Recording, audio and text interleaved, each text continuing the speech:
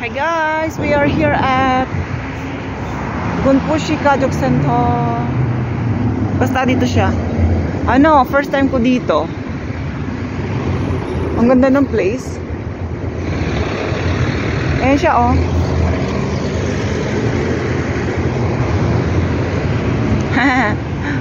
First time ko dito kasi bibili ako ng pizza. Dumayo pa talaga dito eh, no? Ganyan kami ni Kim eh. Pag kami gustong i-try na food or something, dinadayo talaga. Pero usually ako yung dumadayo. Ako yung naglalakad. Ako yung sumasakay ng bus.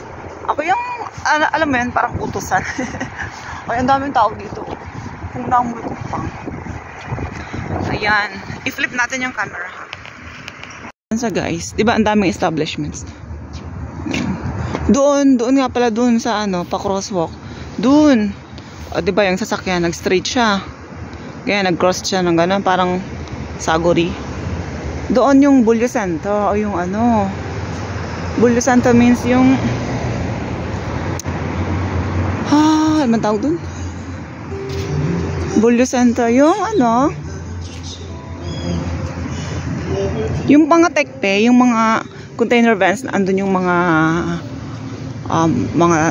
delivery, ganun. Parang dun yung yung dun nila storage, parang storage ng mga dinideliver. Ayun, ay may puhang matcha, no? Ang bibilin ko is Gumto pizza. So, we have to cross the street. Nana ako ang ganda ng mga bahay. Nana ako mag-video, nakatingin yung mga tao. Mamaya na nga uli.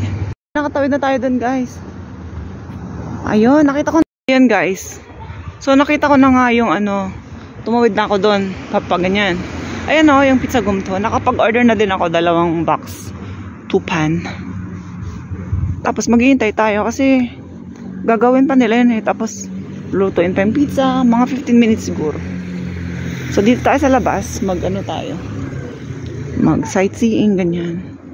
Ganda ng lugar dito kasi may mga apartment. Tapos, yung ganyang bahay sa baba, shop. Dati ganyan yung bahay na gustong bilhin ni Kim eh. Halimbawa, sa taas kami nakatira. 2nd floor, 3rd floor.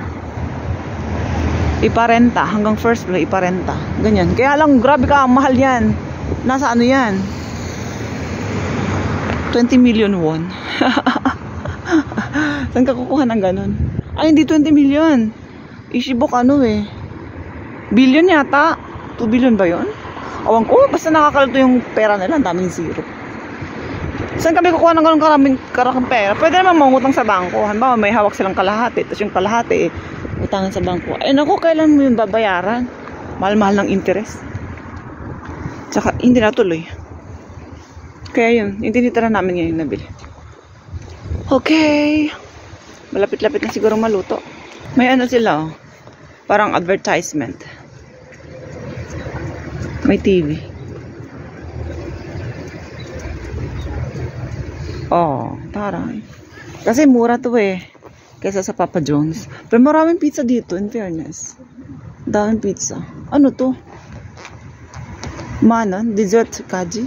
Panchan. Yung mga ulam-ulam. Yan, okay naman siya. Pizza Gumto. Hindi pa namin ito na-try, first time. Kasi lagi nga kaming school pizza. Meron sana dun sa malapit-lapit sa bahay namin. Kaya lang, last na tinatawagan namin, naman sumasagot. Nung pahapon na tinawagan namin, alas 4 na yata. Galing daw sa yung may-ari. Parang kasalan. Wala, nakabili na kami sa sa iba. Tapos ngayon tinawagan ulit namin, 1:30 na. Wala pa din.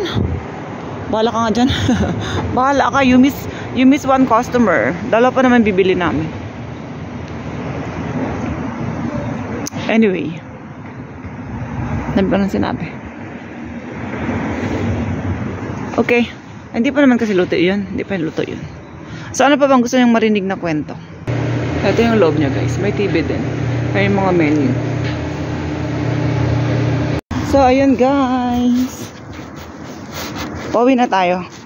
Natanggap ko na yung pizza. Kailangan natin yata ng bilisan kasi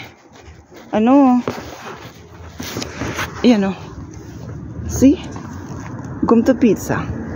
Potato yung aking in-order.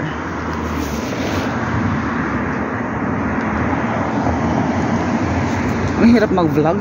Saan ba ako dapat? Siguro kailangan itong tumawid. Kasi yung sakayan ko doon banda. I have to go fast. Tumawag na si Kim. Sabi niya, kasan na daw ba ako? I'm still here. Wait nga lang. Ayan. Kumuha lang ako ng ibang clips ng pictures. Pang thumbnail. Tsaka ano. Ayan, pwede na tayong tumawid. Naka green light siya. Tsaka pandagdag na rin sa ating video. It looks delicious naman eh. Malit nga lang yung box niya. Pero okay na yan. Carry na yan. Diba kanina dito tayo tumawid? Wala yan o. Lalaki ng ano, establishments. Pang business talaga. Maganda yung mga ganito eh. No? Tapos lagyan mo ng ano, apartment sa likod. O, di yung mga tao hindi na pupunta sa malayo. Dito nabibili ng mga pagkain. Mga pangailangan nila, everything. May ano pa dyan o. Sento. Taray! Chicken Yongto. Danmi, Salong, Happy Pudongsan. And everything. Ayan o, apartments. Ayan o. Ang tataas. Okay, let's go. Let's go! Yung mga nasa loob ng sasakyan siguro tinitignan ako. Anong pinagbibideo nitong Wegugin na to? Wegugin means foreigner. Don't worry, hindi ko ibibidyohan. Nasasagip lang yung mga number ng ano nyo, ng mga sasakyan nyo. Pero it doesn't matter naman kasi hindi naman to pang ano eh. Hindi naman to pang for ano, advertisement purpose. Ano, ang daming tao. Kundi pastry siya, pastry. Ang daming tao sa loob. O, diba? Nakikinig ka pa ng ano, ng song dyan, tapos makapiright tayo. Charot. Ayan o, ayan din o. Daming tao. Jukchunon daw. Ang alin? Ang kungguksu. Eh? Kung namulguksu.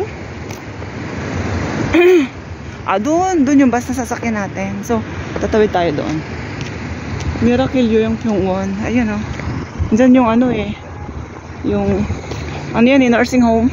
Diyan yung nanay nung ano, yung dati kong boss. Diyan nila nilagay, yung nanay nila. Ayun ko kung dyan pa. Ay, may ano dun eh, English eye. Yan yung dating ano eh, pinag-workan ko eh. Tara, mag-picture ulit tayo. Okay. Mag-wait pa tayo ng green lights. Doon, no, yung sasakyan ko doon banda. Kasi kung doon, malayo, walang ano doon, bastong rujang or basta.